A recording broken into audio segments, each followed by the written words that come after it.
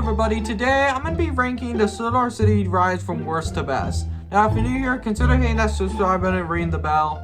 So I did a video similar to this like 2 years ago almost, and it was a terrible video. 1, no editing, and 2, the video is so long. I do not want people to watch a movie in my videos. Even like my vlog, the first one I ever did was 30 minutes, and I don't want people to have to wait that long for a YouTube video of mine. I have these written down, and there's gonna be some controversial picks in here because these rides have their fan bases and stuff. So now it was a really hard list to come up with because I don't hate any of these attractions. I don't hate any rides at Outlaw City. It's a theme park that I really don't hate any of them. So yeah, let's get started. Number 10 is Flooded Mine. Now, people are going to be upset at me because that one's a classic, but I don't hate it. I think it's in major need of a new attraction because last time I was there, half of the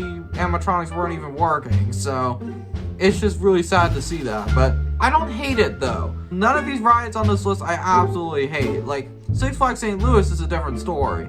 I might do that down the line, but the reason why I put Flooded Mine at the bottom is because I personally think it's aged the worst out of all the attractions on here. But the thing is, most of these attractions are kind of young in roller coaster standards and stuff. I mean, I still enjoy it, but I don't even use the guns anymore. Like, the Flooded Mine has like guns in the boat so you could like shoot targets and stuff. I just watch the scenes that go on. But sometimes it pains me because the last time I went to Outlaw City, if you saw that video up there, half of the animatronics weren't even working, so it's just sad to see. But what I do is, I don't shoot the guns anymore. I actually just watch the scenes go on.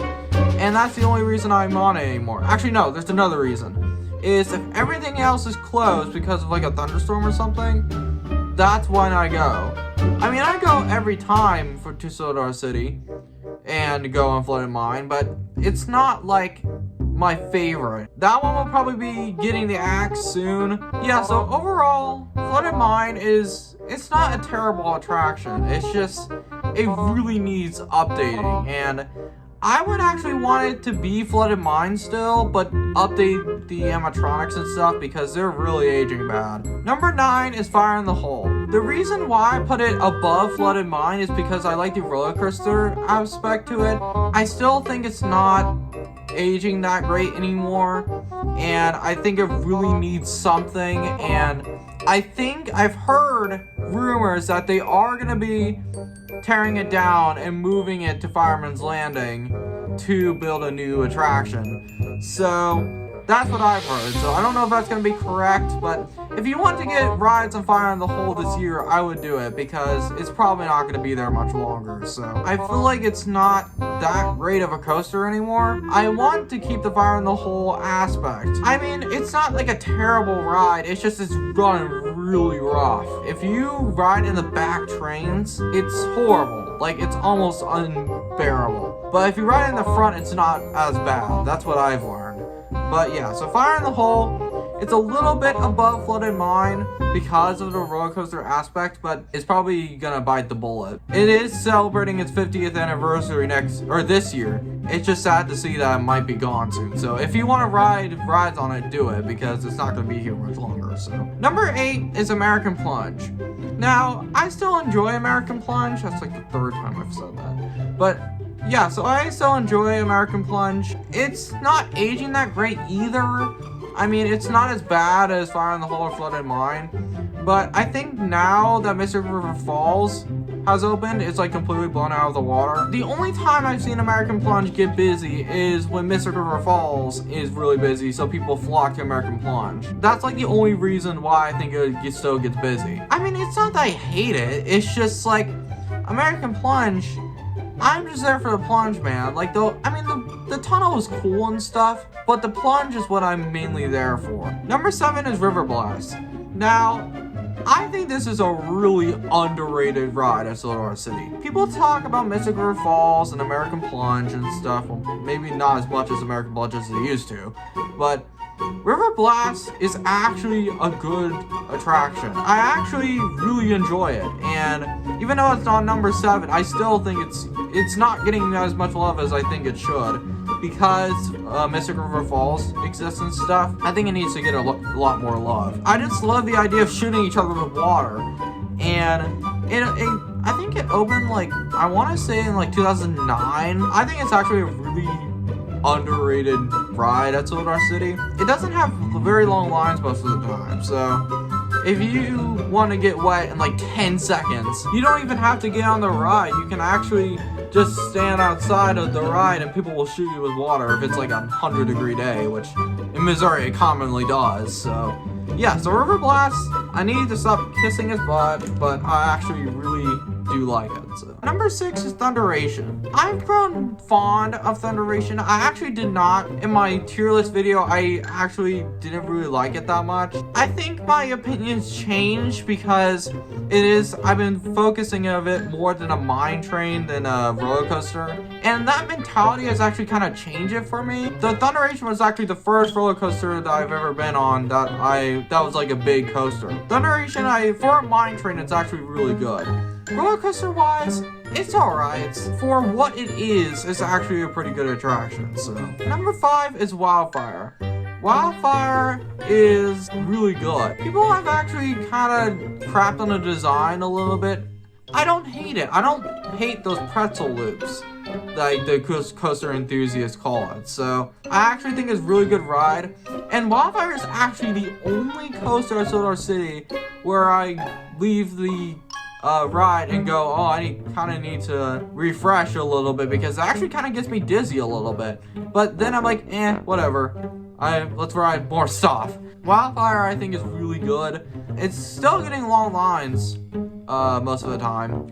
But yeah, number 4 is Powder Keg. Powder Keg is actually, I feel like Powder Keg has actually gotten a resurgence in popularity because of like I think it was Mock Rides who produced it, or like was a part of the project. But Powder Keg, I really love that launch, and I said in my Solar City video, it still gets me. That boost of adrenaline is still awesome. So I've seen Powder Keg get like 90-minute waits most of the time, and it came out like almost 20 years ago. So it's crazy to see that. And that's the one coaster that I really wish I could ride more whenever I'm there, because most of the time I'm there, it has like 90-minute wait, and I mean I love Powder Keg and stuff, but I really don't want to wait 90 minutes for Powder Keg.